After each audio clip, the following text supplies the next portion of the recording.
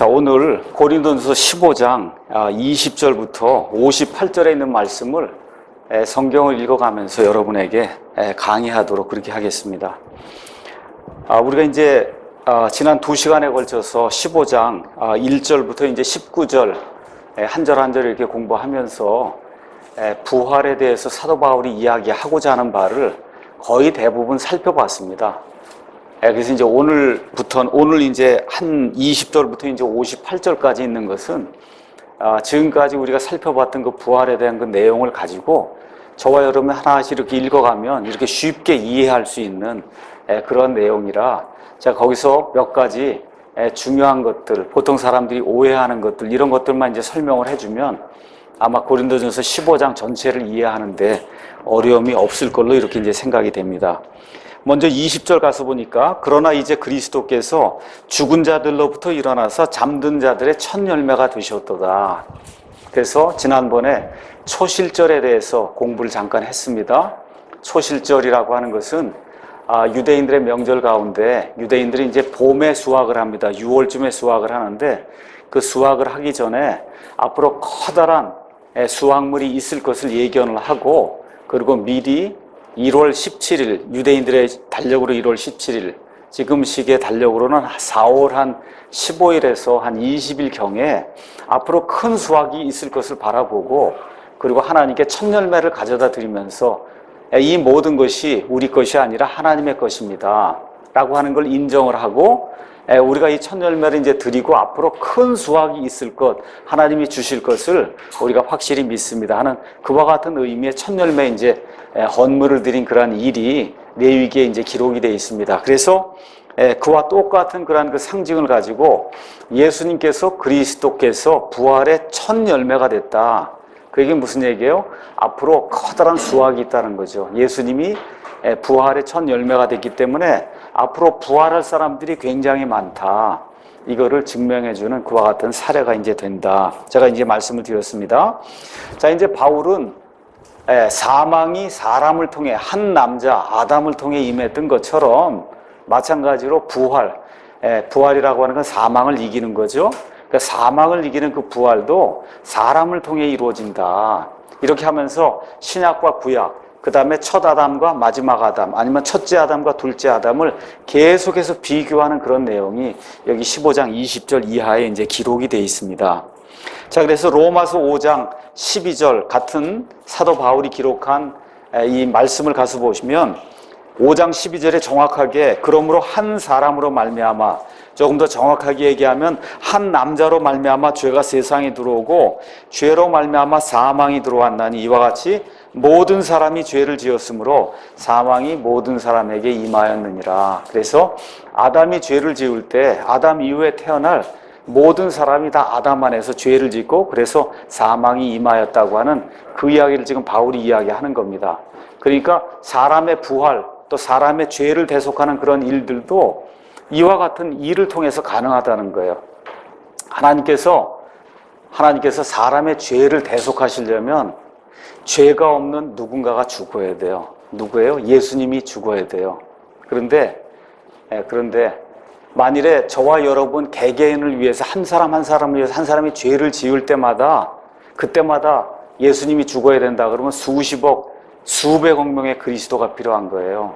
그렇죠? 근데 하나님은 어떻게 하셨냐 하면 전가를 시켰어요. 그 무슨 얘기냐 하면 아담이 죄를 지을 때 아담 이어 태어날 모든 사람이 아담 안에서 다 죄를 지은 걸로 하나님이 그렇게 여겨주신 거예요. 그래서 그리스도가 이렇게 부활하시면서 우리에게 칭의를 가져주실 때 그분 한 사람으로 말미암아 모든 일이 뒤집어질 수 있는 그와 같은 일을 하나님이 마련해 놓으셨다. 지금 그 얘기를 하는 겁니다. 그래서 사망이 사람을 통해 임한 것 같이 죽은 자들의 부활도 예수 그리스도라고 하는 그 사람을 통해서 임하게 된다. 22절 아담 안에서 모든 사람이 죽는 것 같이 그리스도 안에서 모든 사람이 살게 되리라. 그래서 첫 아담, 그 다음에 마지막 아담. 그래서 성경은 많은 경우 둘째 사람이 중요하다고 계속해서 이야기하는 거예요. 가인과 아벨, 여러분 아시죠? 그 다음에 또 유명한 사람 누구 들 수 있어요? 이스마엘과 그 다음에 또 이삭. 그 다음에 또 누가 있어요?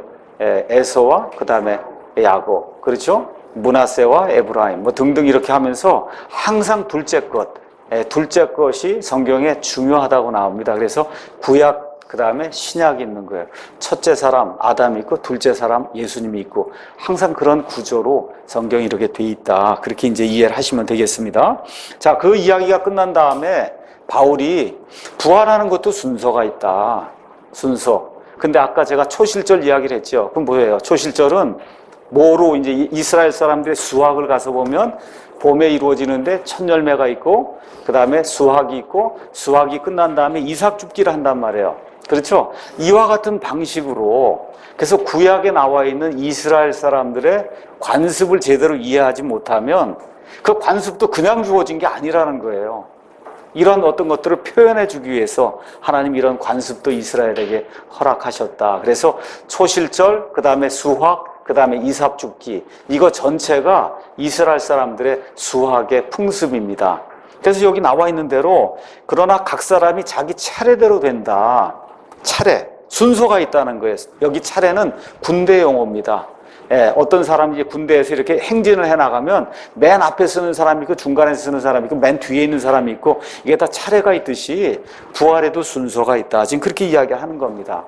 그래서 첫 열매 그리스도가 있고 여러분이 잘 아시는 것처럼 마태복음 27장 50에서 53절 가서 보시면 무덤 속에서 잠자던 자들 중에 일부가 예수님 부활하신 후에 부활해서 예루살렘 도시에 자기 모습을 드러냈다. 그래서 예수님과 함께 같이 부활했던 그와 같은 일부의 유대인들이 있었다. 그런 내용도 제가 여러분에게 말씀을 드렸습니다. 그래서 이게 부활의 첫 열매가 된다. 이제 그렇게 이제 성경이 이야기하고 있습니다.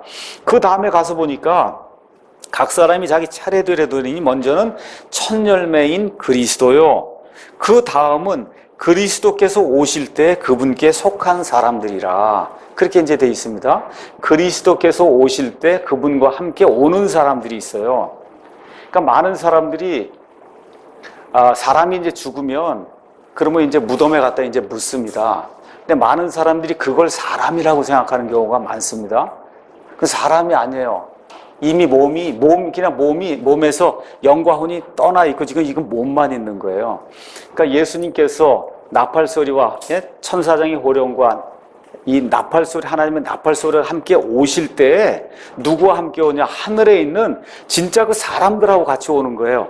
뭘 하러 오는 게 그 사람들이 이 몸을 만나서 그래서 하나가 되기 위해서 오는 겁니다. 그래서 여기 나와 있는 것처럼 그리스도께서 오실 때 그분께 속한 사람들, 지금 천국에 구원받아 있는 그 사람들, 지금 뭐가 없어요? 여기 지금 땅에 있는 몸이 없잖아요. 그렇죠? 이 몸을 하나님이 주시는 영화로운 몸을 다시 받기 위해서 공중에서 오는 겁니다. 이 사람들이 예수님과 함께. 그래서 어떻게 돼요? 이 몸이 부활하면서 그래서 이 첫째 부활에 참여하는 그런 성도들이 이제 되는 겁니다. 자, 그래서 여기 나와 있는 그 내용이 데살로니가 4장 15절에서 17절에 나와 있는 그 말씀인데 중요하니까 제가 한번 그냥 읽어보겠습니다. 4장 15절에서 17절 우리가 주의 말씀으로 너에게 이것을 말하노니 곧 주께서 오실 때까지 살아서 남아있는 우리가 결코 잠자는 자들보다 앞서지 못한다.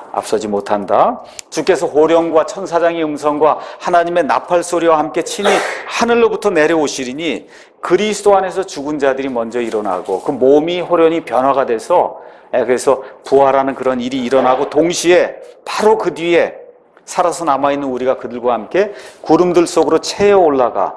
그러니까 어떻게 돼요? 여기 부활한 사람들도 채에 올라가고 살아남아있는 사람들 채에 올라가 공중에서 주를 만나리라. 그리하여 우리가 항상 주와 함께 있으리라. 그러므로 이 말씀들로 서로 위로하라라고 하는 그런 말씀을 주면서 그래서 첫 열매, 그 다음에 여기 수확이라고 하는 거 이제 이야기해 줬어요.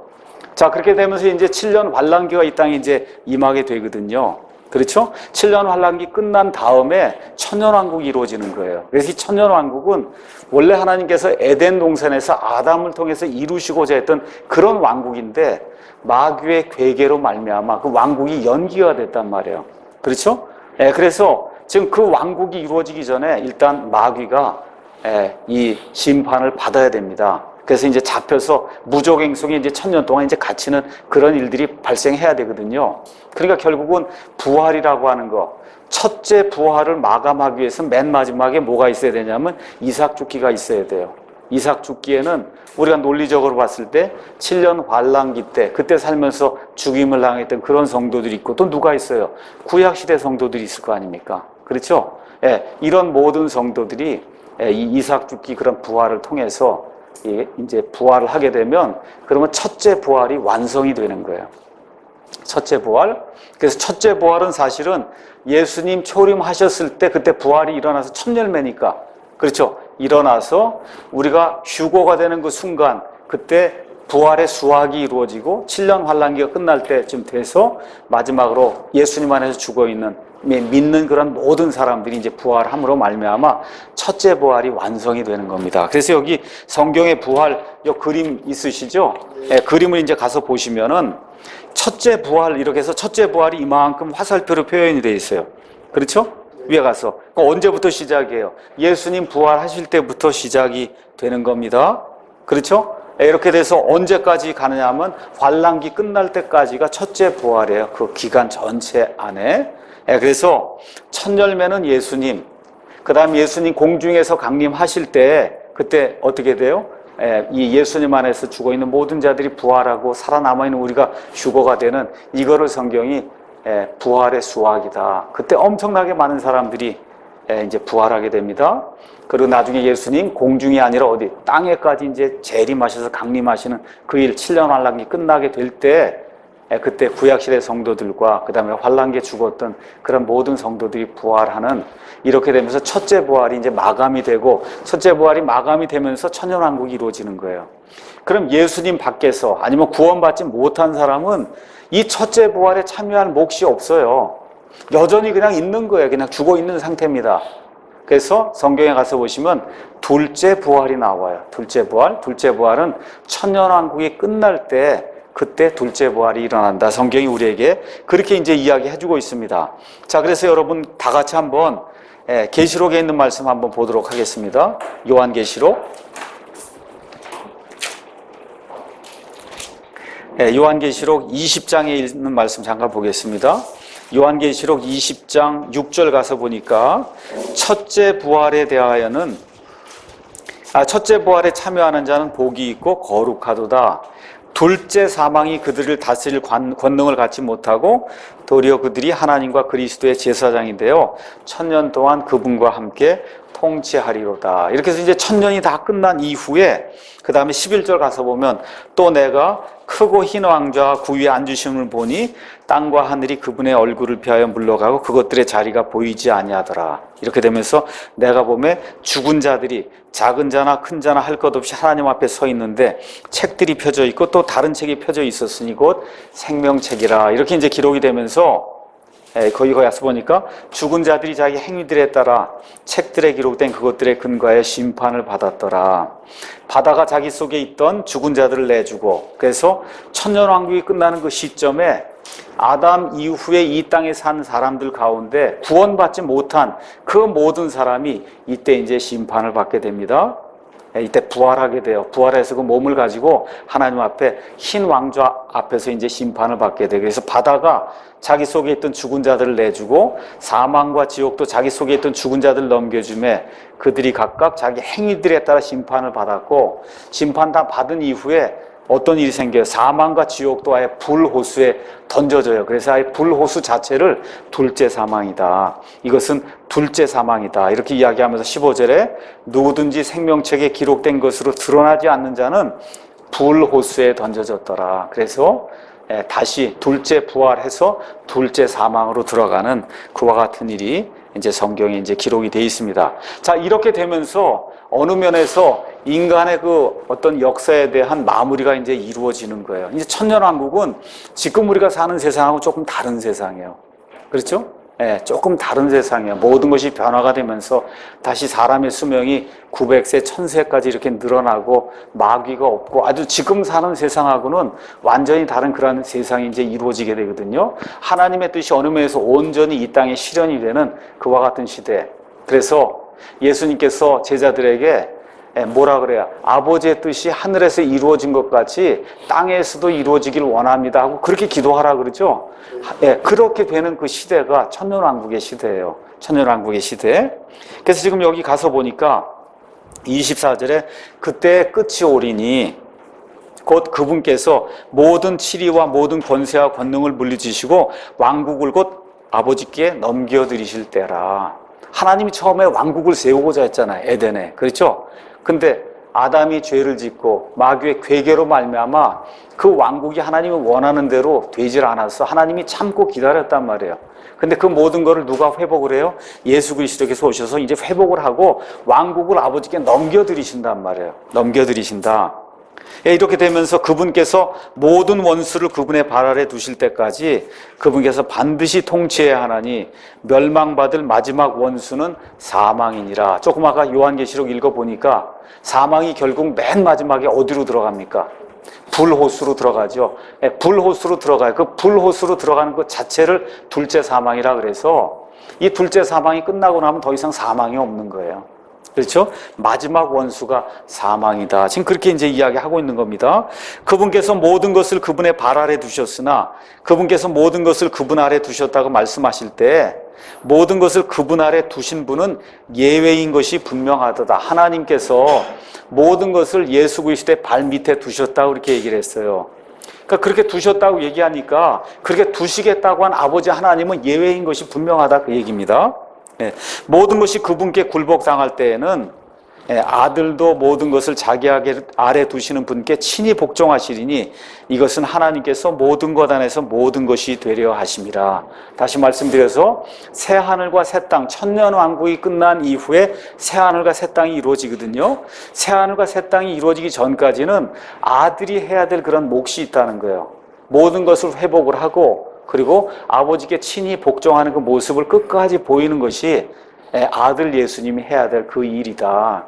그렇게 되면 사실은 이 땅에서의 그 천년왕국이 이제 마감이 되면 말 그대로 영원한 그런 세상이 이루어지는 거예요.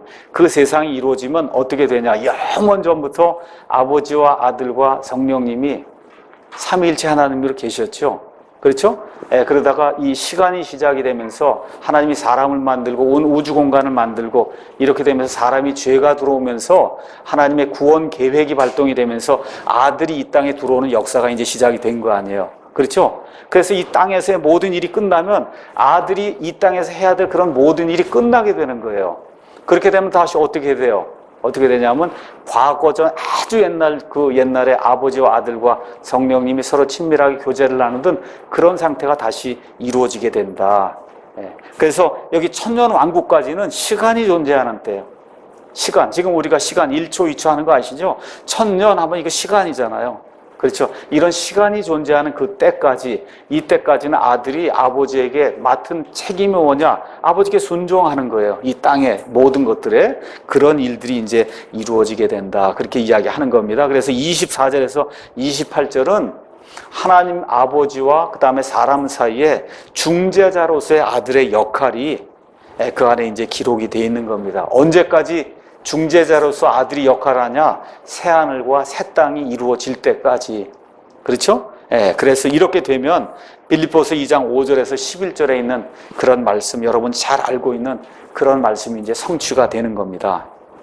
자, 바울이 이렇게 이야기하면서 부활을 통해서 그래서 이 중재자 되시는 예수님의 사역을 천년왕국까지 다 보여주고 그리고 이제 다시 부활로 이제 들어오는 거예요. 왜 죽은 자들이 부활하느냐?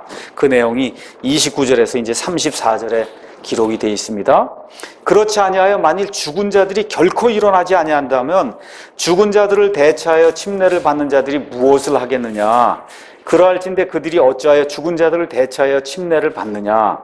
또 우리가 어찌하여 매시간 위험 속에 서 있느냐?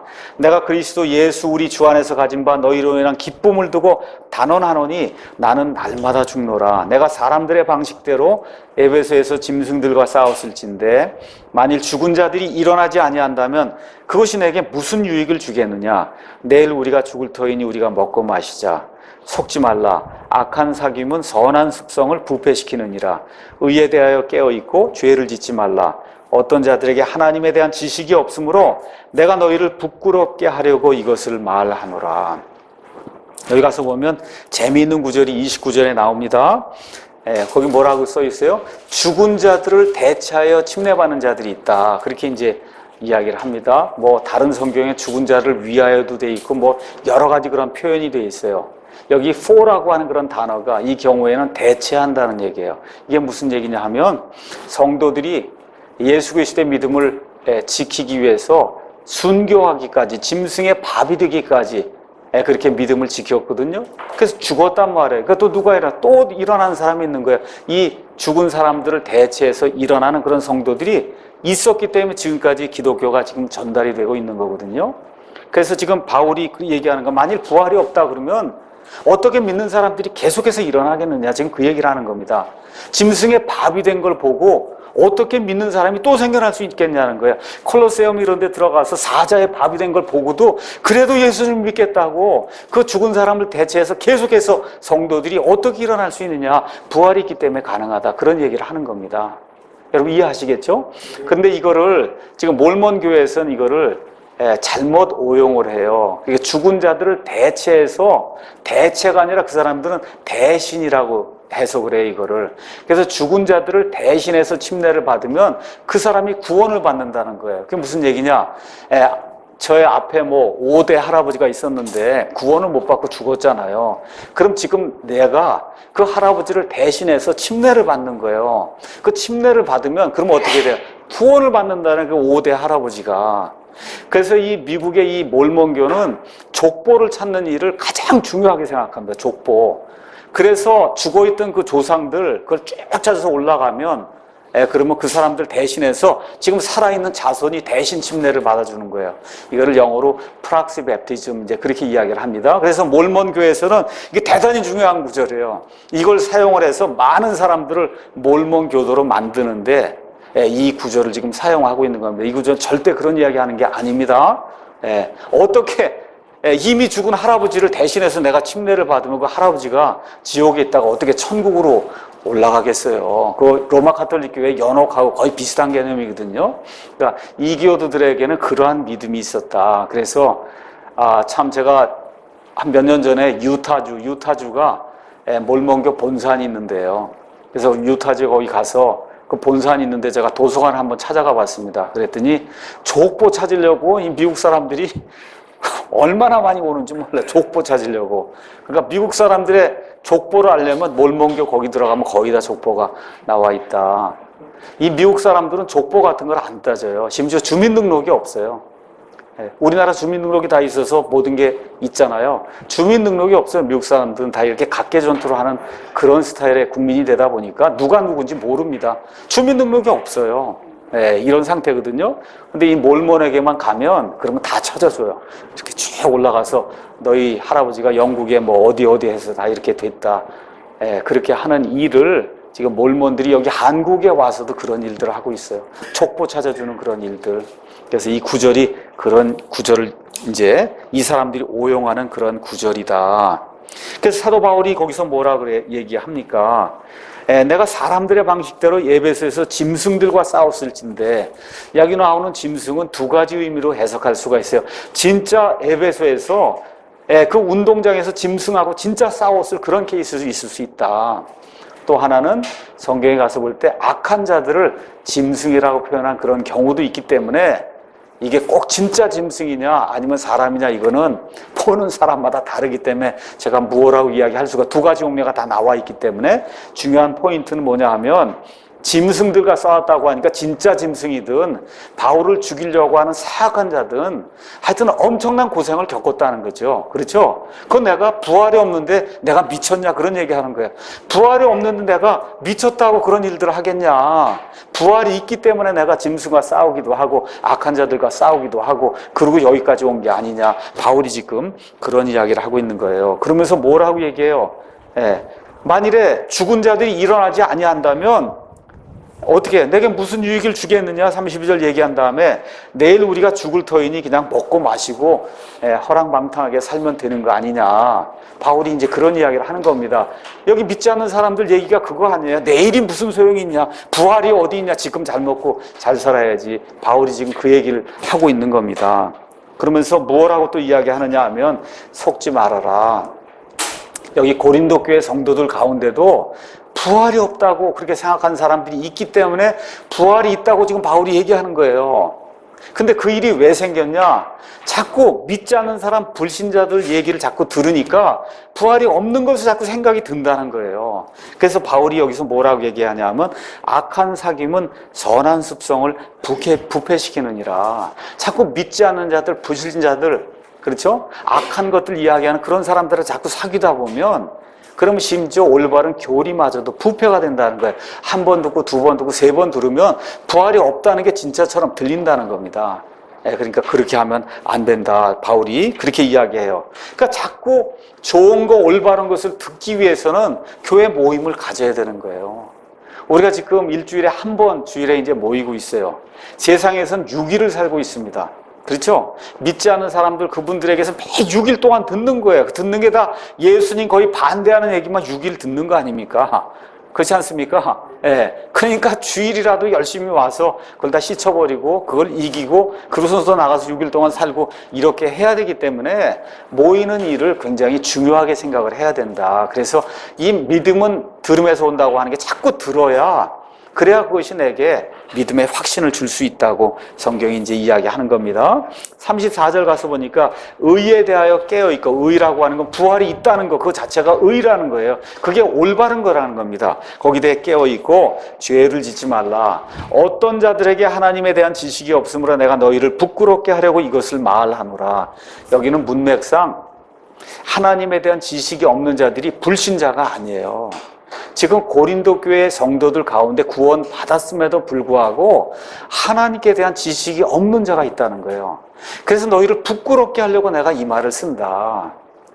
그러니까 교회를 10년, 20년, 30년 이렇게 다녀도 부활의 첫 열매가 뭔지, 부활의 수확이 뭔지, 이삭 죽기가 뭔지, 첫째 부활이 뭔지, 둘째 부활이 뭔지, 언제 휴거가 일어나는지, 천년왕국이 이것도 전혀 모르는 사람이 너무 많다는 거예요. 이런 지식이 없으니까 누가 와서 뭐라고 얘기하면 그런가 보다 하고 구원 받았음에도 불구하고 이 악한 사람들의 속임수에 넘어갈 그와 같은 사람들이 교회 안에 많이 있다는 거예요. 고린도 교회는 누가 가르친 교회냐면 사도 바울이 가르친 교회예요. 사도 바울이 직접 가르친 그 교회에도 하나님께 대한 지식이 없고 이런 올바른 지식이 없어서 넘어가려고 하는 그런 사람들이 있었다는 거예요. 그러니까 저나 다른 목사가 아무리 잘해도 사도 바울처럼 할 수 있겠어요? 그렇죠? 그러니까 우리 교회 안에는 더 많을 수 있다는 거예요. 이런 사람이, 하나님께 대한 지식이 없는 사람이 구원받고도 지금 이 교회에는 바울이 그렇게 가르친 그 교회에도 이렇게 지식이 없는 사람이 이렇게 많은데 지금 바울보다 훨씬 못한 이런 목사가 가르치는 교회에 말씀도 안 읽고, 그렇죠? 모임도 게을리하고 이러면서 세상에 푹 빠져 살면 하나님께 대한 지식이 성장해서 그 믿음이 점점 강건해지는 그런 일은 생길 수 없다는 겁니다. 어떻게 돼? 겨우 구원만 받는 거예요. 겨우 구원만. 이렇게 될 수밖에 없다. 지금 바울이 그 심정을 지금 이야기하고 있는 겁니다. 자, 이게 끝난 다음에 이제 바울이 35절에서 이제 48절에는 그러면 어떻게 죽은 자들이 부활하느냐, 그 내용을 지금 이야기하려고 하는 겁니다. 어떻게, 어떤 몸으로 부활하느냐. 여러분도 관심을 가지고 있는 거죠. 그렇죠? 근데 이제 성경은 뭐라고 얘기하냐? 아무도 자세히는 모른다는 거예요. 이게 또 하나의 미스테리예요. 하나님이 모든 걸 다 이렇게 가르쳐주면 참 좋겠는데 바울이 이 세상의 여러 가지 원리들을 들어서 한마디로 얘기하면 뭐냐 하면 본성에 속한 몸이 있고 그 다음에 영에 속한 몸이 있다는 거예요. 본성은 이 자연계를 이야기하는 거거든요. 여기 육신을 가지고 사는 게 이게 자연계예요. 자연계. 여기에 적응할 수 있는 몸이 있어요. 저와 여러분이 갖고 있는 몸은 여기에 적응할 수 있는 이런 몸이에요. 이거는 살과 피로 구성이 되는 그런 몸이에요. 근데 나중에 우리가 부활하게 되면 그러면 여기하고는 영 작별하는 거 아닙니까? 그렇죠? 그래서 어떻게 돼요? 하나님이 계신 그 세계에 가서 살아야 되는 거예요. 그렇죠? 그 하나님은 본래 존재가 뭐예요? 영이시죠? 하나님은 살과 피가 없는 존재예요. 영이에요. 그러니까 하나님의 영역으로 우리가 넘어가서 살아야 되기 때문에 여기 있는 이런 몸으로 부활하진 않는다. 어떻게 되는 하나님이 영이시기 때문에 그 영적인 세계에서 살 수 있는 그런 몸으로 우리가 부활이 돼야 된다. 지금 바울이 그 얘기를 지금 해주고 있는 겁니다. 그 얘기 아시겠죠? 예. 자, 그러면 어떤 몸으로 부활하느냐? 성경의 대답은 정확하게 이렇다 그렇게 얘기하지 않습니다. 다만 요한일서 3장 가서 보니까 이렇게 이제 표현이 되어 있습니다. 요한일서 3장 2절에서 3절 가서 보니까 사랑하는 자들아 이제 우리는 하나님의 아들들이니라. 우리가 앞으로 어떻게 될지는 아직 나타나지 아니하였을 때 그분께서 나타나시면 우리가 그분과 같게 될 줄 아노니 이는 우리가 그분께서 계신 그대로 볼 것이기 때문에. 그러니까 예수님이 다시 나타나시게 될 때 영화로운 몸을 가지고 부활하실 때 영화로운 몸을 가지셨잖아요. 벽을 막 통과하고 다니셨잖아요. 순식간에 여기서 뭐 어디 가셨잖아요. 지금 우리가 그렇게 된다는 거예요. 그런 몸으로 변화가 된다. 그래서 그분 안에서 이 소망을 가진 자마다 그분께서 순결하신 것 같이 자기를 순결하게 하느니라. 그래서 이 부활의 소망을 가졌으면 우리가 거룩하게 살아야 된다. 지금 사도 요한이 그렇게 이야기를 하는 거예요. 근데 거기 가서 보니까 이제는 우리가 하나님의 아들이래. 지금 하나님의 아들인 건 사실인데 앞으로 어떻게 될지는 아직 나타나지는 않은 거예요. 근데 한 가지 확실한 건 뭐예요? 예수님 부활하셨을 때 가지셨던 그 영화로운 몸, 그 몸으로 변화가 돼야만 예수님이 사실 수 있는 그와 같은 세계에 가서 저와 여러분이 살 수 있다. 성경이 지금 그 얘기를 하고 있는 겁니다. 그래서 하나님은 원리만 보여주시는 거예요. 근데 제가 여러분에게 분명히 말씀드릴 수 있는 것은 아마 저와 여러분이 상상의 상상을 거듭한 것 이상으로 훨씬 좋은 몸이 될 거다. 제가 이번 주 월요일 날 아침에 병원에 와서 우리 피얼 형제님 잠깐 이제 살펴보고 이제 갔습니다. 근데 한 90세 이렇게 사시는 동안에 이 몸이 다 이제 부패가 된 거거든요. 그렇잖아요. 이제 일어나지도 못하고 그냥 그렇잖아요. 좀 어려운 그런 상태에 빠져 있어요. 근데 그는 아주 깨끗한 목소리로 이렇게 말씀하시는데 거기 가서 보니까 한 7살, 8살 그런 소년의 모습으로 이렇게 누워 있더라고요. 그렇죠? 지금 저렇게 누워있지 못하고 그래도 부활하게 되면 영화로운 몸을 갖는다는 거예요. 얼마나 감사한 겁니까? 그러면서 제가 굉장히 피곤해하는 그런 모습을 보더니 오히려 나 죽는 거 두렵지 않으니까 너 걱정 너무 하지 마라. 그래서 나를 걱정을 해주시더라고요. 가서 몸 조심하라고 그렇게 이야기하시더라고요. 그 왜 그래요? 부활의 소망이 있기 때문에 그런 거예요.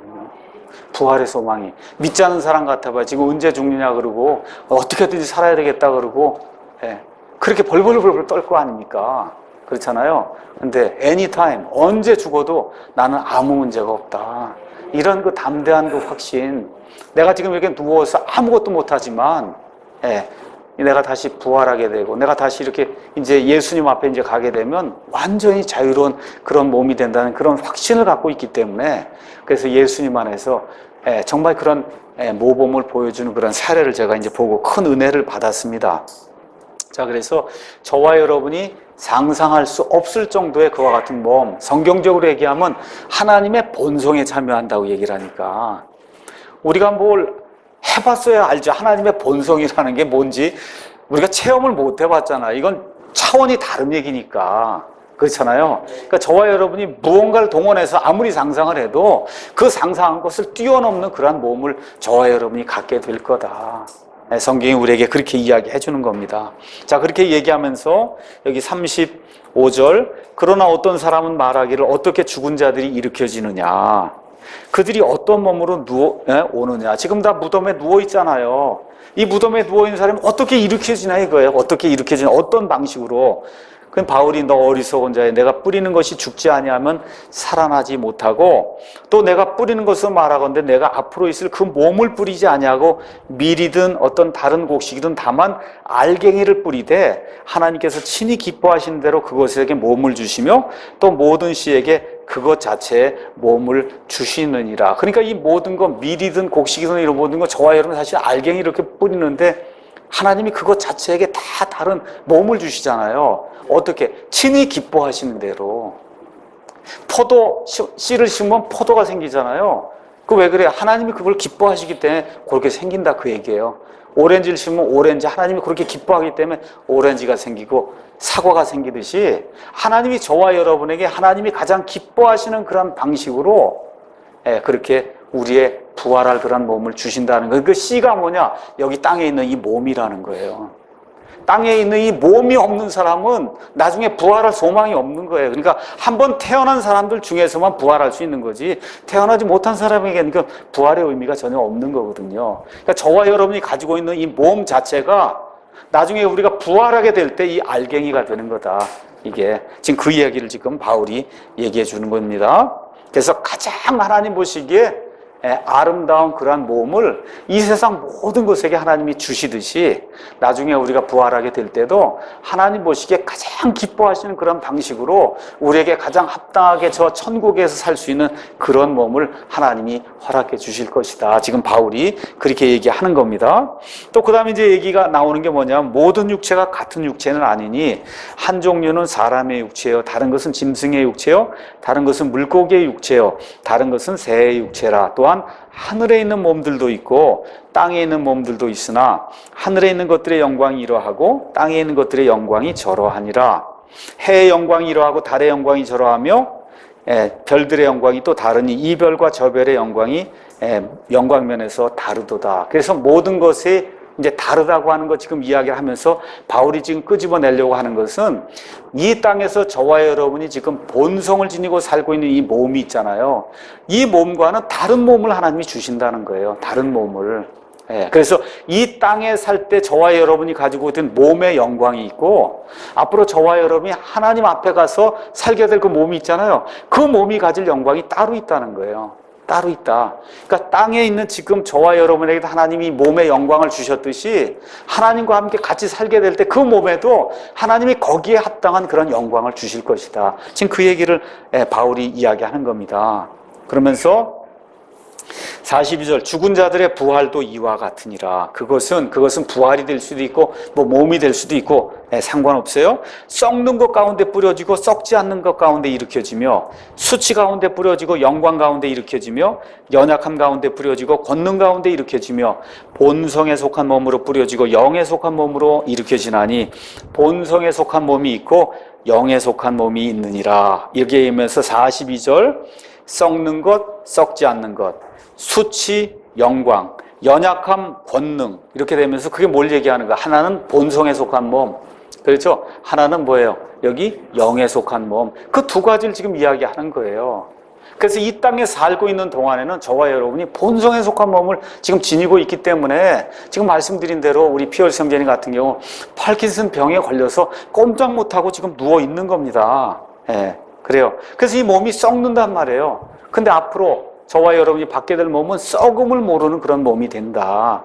하늘의 영에 속한 그런 몸이 되기 때문에 수치 가운데 병마가 오고 마귀를 우리는 넘어뜨리면 죄를 짓고 얼마나 수치스러워요. 그렇지 않습니까? 이렇게 안 살아야 되겠다 이렇게 생각을 하는데도 이 몸 안에 이제 거하게 되니까 이 수치스러운 그런 삶을 산단 말이에요. 그렇죠? 근데 나중에는 영광 가운데 하나님의 영광에 참여하는 그러한 몸을 갖는다는 겁니다. 연약함 가운데 죄도 짓고 누워있기도 하고 병 때문에 고생도 하고 심지어 죽기도 하고 근데 나중엔 파워 가운데 하나님의 그 본성을 입어서 파워가 넘치는 그와 같은 몸을 갖게 된다는 거예요. 그래서 그와 같이 앞에 있는 그러한 그 비천한 그런 몸이 땅에 속한 본성에 속한 몸이다.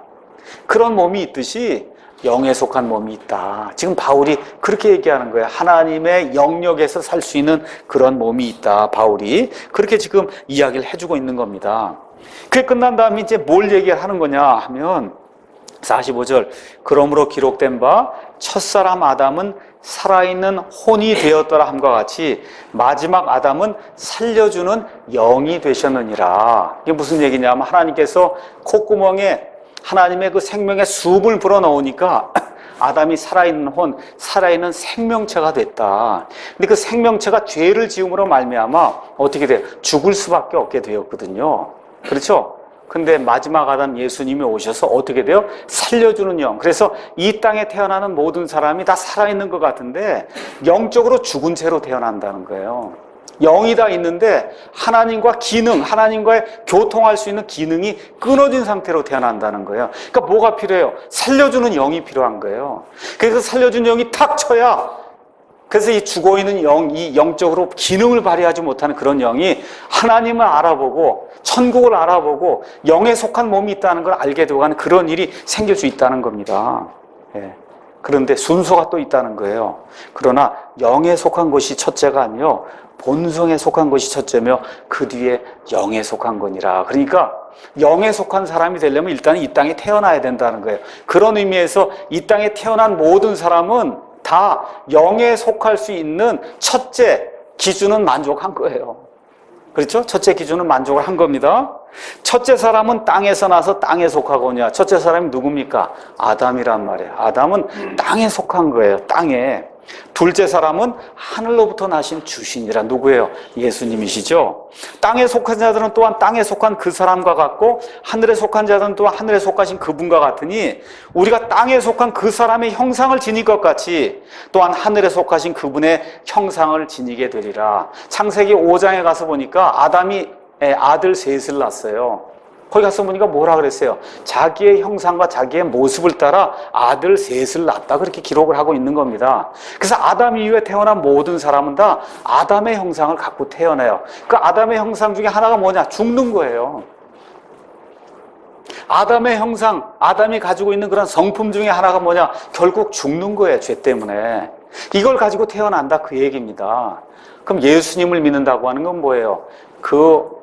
일그러진 그 아담의 형상을 처음에 하나님께서 만들어주신 그 하나님의 형상으로 복귀하는 거, 복귀시키는 거, 그게 예수님을 믿는 거예요. 그 성경적으로 얘기하면 그리스도의 형상을 갖는 거다. 그리스도의 형상이라고 하는 그리스도를 판박이로 딱 만들어 놓은 게 그리스도의 형상이에요. 그러니까 저와 여러분이 나중에 부활하게 되면 예수님과 거의 비슷한 그런 존재가 되는데 딱 판박이로 만든 게 그게 형상이란 말이에요. 그게. 그래서 예수님은 아니지만 예수님과 거의 동일한, 그래서 하나님의 본성에 참여하는 그와 같은 사람이 된다. 성경이 그렇게 이야기하는, 그래서 형상 이야기를 하는 겁니다. 여기. 그런데 부활하려면 반드시 순서가 있는데 땅에 속한 것이 먼저고 하늘에 속한 것이 나중이다. 그래서 이 육체가 없으면 부활이 안 되는 겁니다. 이 육신, 지금 입고 있는 이 몸이 뭐예요? 나중에 우리가 부활하게 될 그 부활할 몸의 알갱이란 말이에요. 근데 이 알갱이를 여러분 밀을 심으면 알갱이가 어떻게 돼야 나중에 밀이 나옵니까? 죽어야 돼. 그래서 죽어야 된다는 거예요. 저희가 죽어야 된다. 죽어야 이 첫째 부활에 참여할 수 있다. 이게 참 아이러니지만 이게 성경과 자연세계가 우리에게 가르쳐주는 명백한 진리라는 겁니다. 자, 그래서 이제 바울이 이야기하려고 하는 초점은 뭐냐? 50절에 있는 거예요. 형제들아, 이제 내가 이것을 말하노니 살과 피는 하나님의 왕국을 상속받을 수 없다. 여러분 한번 살과 이 피, 뼈 이런 거 한번 만져보세요. 이거 갖고 어떻게 하나님하고 같이 살겠어? 이건 썩는 건데. 그렇죠? 그러니까 영에 속한 그런 몸을 갖게 되면 이런 거하고는 상관이 없는 그런 존재가 되는 거다. 그래서 하나님이 하나님 보시기에 가장 기뻐하는 방법으로, 가장 좋은 방법으로 하나님하고 같이 살 수 있는 그런 몸을 주신다. 지금 그 얘기를 하는 겁니다. 또한 썩는 것은 썩지 않는 것을 상속받지 못하느니라. 이해하시겠죠? 다시 한번 얘기한 거예요. 살과 피는 썩는 거기 때문에 이것 갖고는 썩지 않는 하나님의 왕국을 상속받을 수 없다. 지금 바울이 그렇게 이제 결론적으로 얘기하는 겁니다. 이 말씀을 다 준 다음에 51절에서 57절에서 바울이 이야기하려고 하는 바는 뭐냐 하면 부활은 신비라는 거예요. 신비, 미스테리라는 겁니다. 성경에서 미스테리라고 하는 건 뭐냐 하면 하나님이 계시해 주시지 않으면 사람이 도무지 알 수 없는 그와 같은 지식을 성경은 미스테리라고 얘기해요. 신비 그렇게 얘기해요. 그러니까 여기 가서 보니까 뭐라고 기록이 되어 있냐. 보라 내가 너에게 한 가지 신비를 보이노니. 한 가지 신비를 보인다는 거예요. 미스테리를 보인다. 그 미스테리는 누구만 알 수 있느냐. 하나님의 영이 있는 사람만 하나님의 말씀이 들어갈 때 이걸 깨달아 알 수 있다는 겁니다. 믿지 않은 사람에게 아무리 보여줘도 미스테리이기 때문에 못 알아듣는다는 거예요. 내가 너희들에게 한 가지 신비를 보여주겠다. 미스테리를. 그게 뭐예요? 우리가 다 잠자지 아니하고 마지막 나팔 소리가 날 때 눈 깜짝할 사이에 순식간에 다 변화가 될 거다. 이게 미스테리라는 거예요. 믿지 않은 사람에 가서 이 얘기해봐야 미쳤다 그러죠. 그게 미스테리예요. 근데 저와 여러분 뭘 기다리고 있어요? 여기 있는 그대로. 그렇죠? 마지막 나팔 소리가 날 때 눈 깜짝할 사이에 우리가 순식간에 변화가 돼서 영화로운 몸을 입는 거, 저와 여러분 이거 기대하고 있는 거 아닙니까? 이게 우리 믿음의 최종 소망 아닙니까? 하나님이 그게 우리 성도들에게 있는 한 가지 미스테리다. 지금 그렇게 우리에게 이야기해주고 있는 겁니다. 미스테리예요. 아무도 지금까지 알지 못하던 것, 그 하나님이. 여러분 구약시대에 어디 가서 읽어봐도 이런 거 하나님이 가르쳐준 적 있어요? 이런 거 누가 가르쳐서 하나님이 안 가르쳐줬어요. 사도 바울 시대가 돼서 교회 시대가 열리게 되니까 하나님이 구약시대에 닫아놓았던 그런 미스테리를 하나씩 보여주는 가운데 여기 부활의 미스테리가 이런 거다 하고 하나님이 이렇게 드러내어 보여주신 겁니다. 그렇죠? 그래서 하나님이 계시해 주신 거예요. 그리스도의 영이 없는 사람은 이런 얘기하면 미쳤다 그럽니다. 세상의 박사, 교수, 뭐 대통령, 할아버지가 돼도 하나님의 영이 없으면 이게 무슨 얘기인지 알 수 없는 거예요. 이게 부활의 미스테리다. 성경이 지금 그렇게 이야기하고 있는 겁니다. 자, 그런데 여기 가서 보니까 마지막 나팔 소리가 난다. 마지막 나팔 소리. 이거 중요한 거기 때문에 설명을 해야 됩니다. 왜 나팔 소리가 나냐? 나팔 소리. 우리 하나님의 나팔 소리 천지진동할 때 찬송가도 부르잖아요. 왜 나팔 소리가 나느냐? 구약 성경을 가서 보시면 하나님의 백성을 모을 때는 꼭 나팔을 불었습니다. 나팔을 불었어요. 그래서 출애굽기 19장, 그러니까 출애굽기 19장부터 드디어 이스라엘 백성이 이집트에서 떠나서 그래서 시내산에 도착해서 하나님과 언약을 맺으면서 드디어 상속 백성이 돼서 이스라엘 국가가 이제 공식적으로 시작이 되는 거예요. 이때부터 가서 보시면 하나님의 백성을 모을 때는 나팔을 부는 그런 일이 계속해서 있어 왔고 또 고대 로마 제국에서도 특별한 수단이 없었기 때문에 황제 앞으로 사람을 이렇게 모으려고 하면 나팔을 분 겁니다. 특별히 부는 방식이 있었겠죠. 그런 방식으로 불면은 황제가 부르든지 아니면 하나님의 이 백성을 부르는 그런 모임이라고 하는 걸 누구나 알 수 있는 그와 같은 게 나팔 소리였어요. 그러니까 지금 여기 가서 보니까 나팔 소리가 난다 하는 얘기는 뭐예요? 하나님이 자기 백성을 모으는구나. 이런 걸로 저와 여러분이 이해를 하시면 됩니다. 자, 근데 여기 사람을 넘어뜨리는 그 말이 마지막 나팔 소리라고 나와 있단 말이에요. 마지막 나팔 소리. 자, 나팔 그러니까 많은 사람들이 생각하는 게 뭐예요? 계시록을 생각하는 겁니다. 계시록에 가면 7 봉인이 있고 그 다음에 7 나팔이 있고 그 다음에 뭐가 있어요? 7 금병이 있단 말이죠. 그렇죠? 아, 그렇게 되니까 또 많은 사람들이 7 나팔이 첫째 나팔, 둘째 나팔에서 7째 나팔이 마지막 나팔인가 보다. 이렇게 이제 생각을 하는 거예요.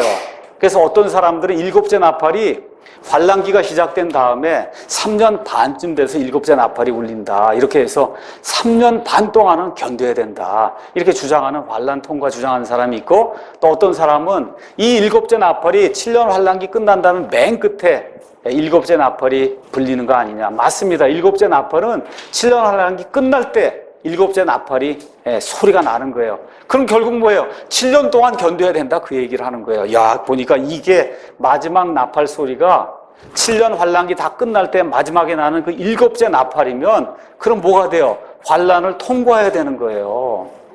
맞습니까? 그래서 환란 통과하는 사람들이 제일 중요하게 생각하는 이 구절이 이 마지막 나팔 소리예요. 봐라, 이거 마지막 나팔 소리가 날 때 드디어 사람이 부활하고 휴거되는 거 아니냐. 그러니 7년 동안 견뎌야 되는 거 아니냐. 이렇게 이제 주장을 하는 겁니다. 그래서 저와 여러분이 성경을 잘 이해하셔야 돼요. 여기 나와 있는 마지막 나팔 소리는 엄밀한 의미에서 최종적으로 마지막 나팔소리를 의미하는 게 아니다. 가서 한번 성경을 통해 살펴보겠습니다. 먼저 고린도전서가 기록이 된 게 AD 50년, 55년 이때 기록이 된 거예요. 요한계시록은 언제 기록이 됐냐? AD 90년경에 기록된 거예요. 자, 그러면 고린도 교회 성도들에게 마지막 나팔 소리 날 때 한다 했는데 계시록 기록이 됐어요, 안 됐어요? 아직도 안 됐는데 그걸 어떻게 마지막 나팔이 그건지 어떻게 알겠어요? 아직 30년이 있어야 지금 계시록이 기록이 되니까 계시록에 있는 마지막 나팔은 고린도 교회 성도들은 생각해 볼 수도 없는 거예요. 책이 없는데 무슨 마지막 나팔 생각해 볼 무슨 얘기인지 이해하시겠죠? 예. 그러니까 사도 바울이 마지막 나팔 그 얘기할 때는 저 상대방이 그 마지막 나팔이 뭔가를 이해하는 거 아닙니까? 무슨 얘기인지 아시겠죠? 근데 지금 계시록은 아직 30년이 더 있어야 기록이 되니까 계시록에 있는 마지막 나팔을 고린도 교회 성도들이 생각해낸다는 거는 그건 불가능한 거예요. 그러니까 계시록 나팔은 일단 아니구나. 아시겠죠? 예, 그렇게 일단 생각을 하시고, 자, 그러면 성경의 연대기를 보면 일곱 나팔은 아직 시작도 안 됐습니다. 아직도 뭐 고린도 교회 성도들 시대에는 뭐 말도 할 거 없고 지금도 시작이 아직 안 됐어요. 성경을 가서 보면 이 일곱 개 나팔 이후에도 나팔이 계속해서 여러 개가 나옵니다. 일곱 나팔이 끝난 이후에 마태복음 24장 29절에 32절 가서 1절 가서 보시면 예수님이 천사들과 함께 구름을 타고 올 때 나팔 소리가 나면서 온 이스라엘을 부르는 그와 같은 일이 생겨요. 그러니까 여기 일곱째 나팔이 마지막 나팔이 실제로는 아닙니다. 또 있어요. 또 어떤 게 있느냐? 일곱 나팔 이후에 천년왕국이 이제 시작이 돼요. 천년왕국이 시작이 되면 모든 이교도들도 꼭 지켜야 되는 그런 명절이 매년 한 번씩 옵니다. 그 명절이 뭐예요?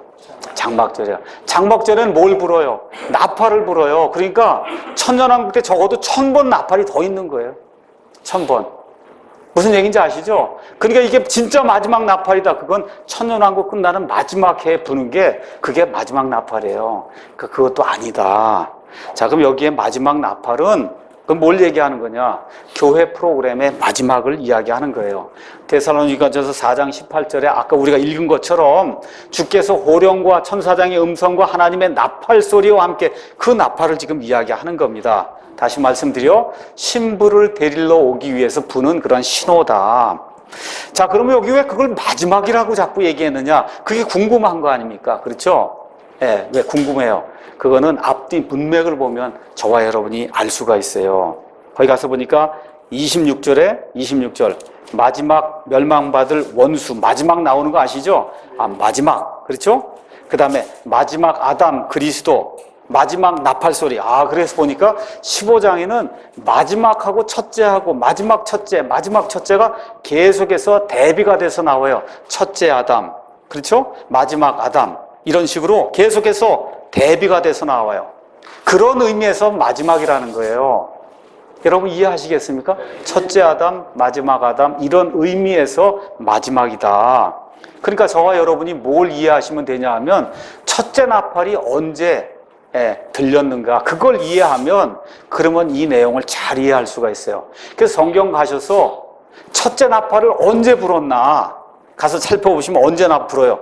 출애굽기 19장 10절에서 20절에 하나님께서 이스라엘 백성에게 율법을 주실 때 처음으로 나팔 소리가 납니다. 그게 첫째 나팔이에요.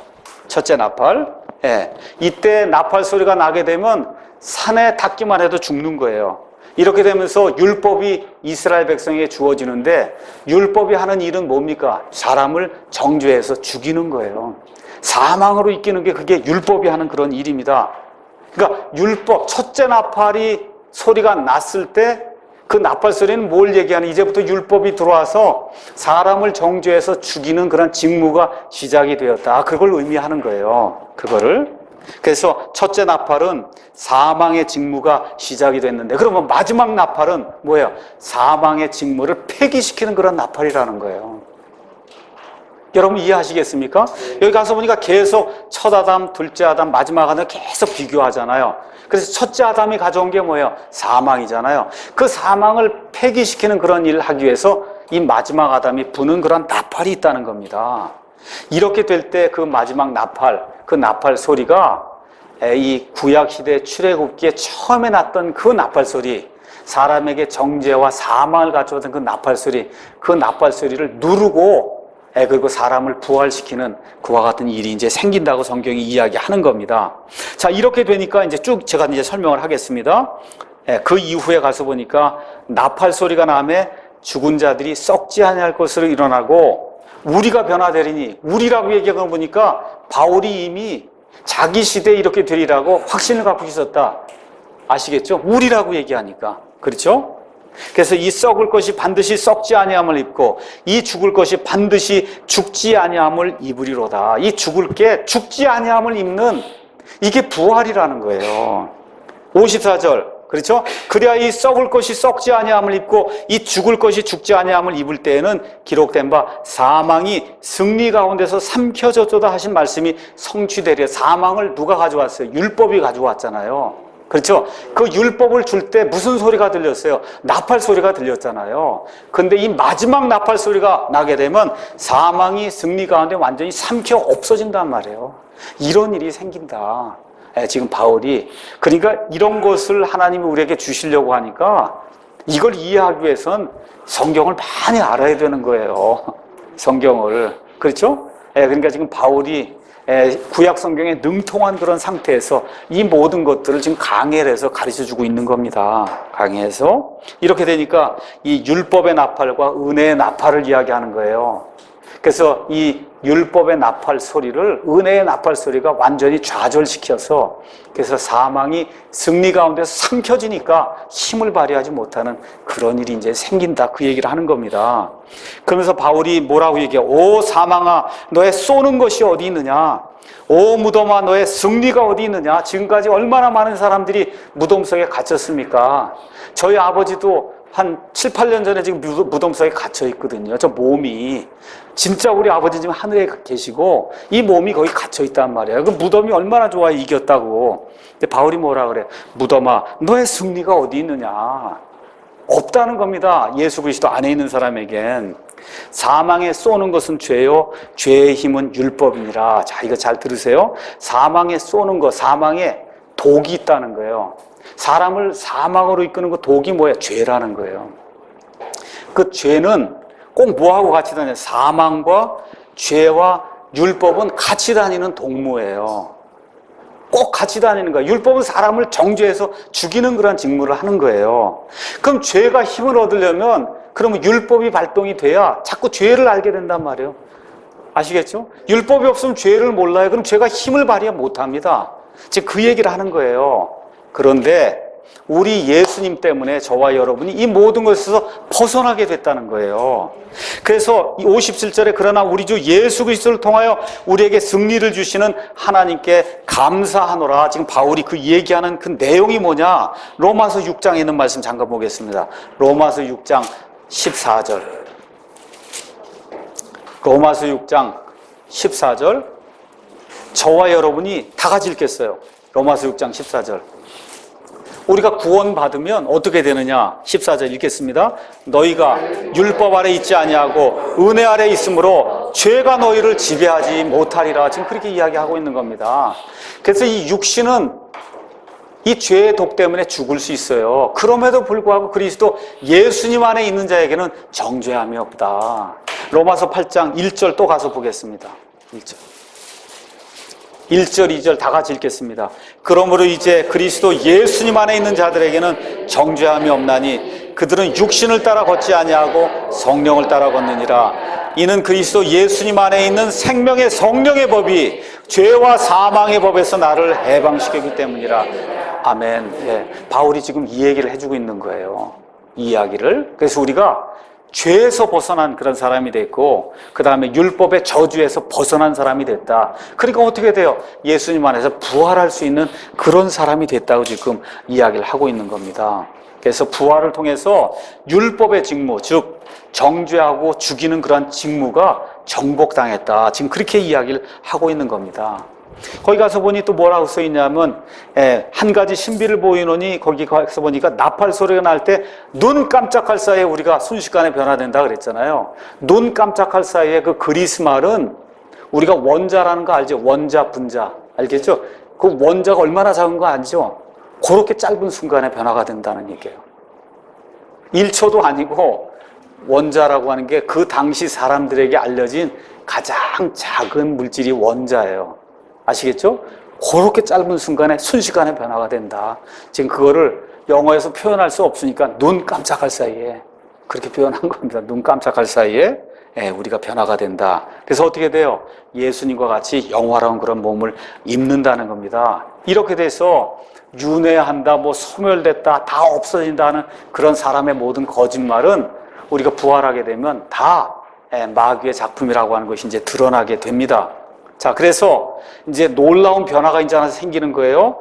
마귀가 지금까지 우리에게 보여줬던 그런 모든 계략이 수포가 되는 때가 생긴다는 거예요. 이게 중요한 겁니다. 마귀의 개입으로 인해서 사실은 사람이 죄를 지었어요. 그렇죠? 죄를 져갖고 지금 이런 몸을 입고 있는데 나중에 부활이 되면 처음에 하나님이 아담에게 주시려고 했던 그 몸, 그거보다 100배, 1000배, 만배 영원히 더 좋은 그런 몸을 갖는 사람이 된다는 거예요. 여러분 이해하시겠습니까? 처음에 하나님이 주신 그 아담은 생명나무를 먹으면서 이 육체를 입고 이러고 살아야 될 그런 몸을 갖는 사람이에요. 근데 우리가 부활하게 되면 어떻게 하나님과 비슷한 그런 몸을 갖는 사람이 된다니까요. 그러니까 마귀가 망쳐놓은 그런 일을 하나님 원상복귀시킬 뿐만 아니라 그것보다 수백 배, 수만 배, 수천만 배 더 좋게 하나님이 복귀시킨다는 거예요. 그런 일을 지금 이야기하는 겁니다. 이 모든 게 예수님의 부활에 의해서 확증이 되었다. 그래서 57절 말씀이 이제 나오고 있는 겁니다. 자, 그래서 이 말씀을 다 준 이후에 맨 마지막으로 58절에 바울이 고린도 교회 성도들에게 부탁의 말을 지금 하는 내용이 한 절 딱 기록이 되어 있는 겁니다. 그러므로 내 사랑하는 형제들아, 너희는 굳게 서서 흔들리지 말고 항상 주의 일을 넘치게 해라. 주의 일을 넘치게 하라.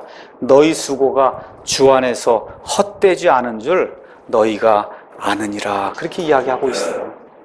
그러니까 우리가 부활의 소망이 있으니까 어떨 땐 저도 야, 이거 진짜 못하겠다 그런 생각이 많이 들어요. 이번에 여행을 하면서 내가 다시는 이제 미국 가지 않는다 이런 아주 그런 작정할 정도까지 이렇게 돼 있고 몸이 다운이 되니까 이젠 정말 죽어야지 뭐 아무것도 못하겠구나 이런 생각이 들거든요. 그래 또 가서 자고 뭐 그러고 한 일주일 지나니까 또 이렇게 팔팔하게 와서 또 이렇게 하잖아요. 그 왜 그래요? 이게 나침반처럼 나침반 이렇게 해서 딱 넘어 항상 북극을 가리키는 거거든요. 그 북쪽에 누가 있어요? 하나님이 있어요. 그 북쪽이 절대 좌표에 고정된 점이에요. 그 하나님이 있기 때문에 거기로 가는 거예요.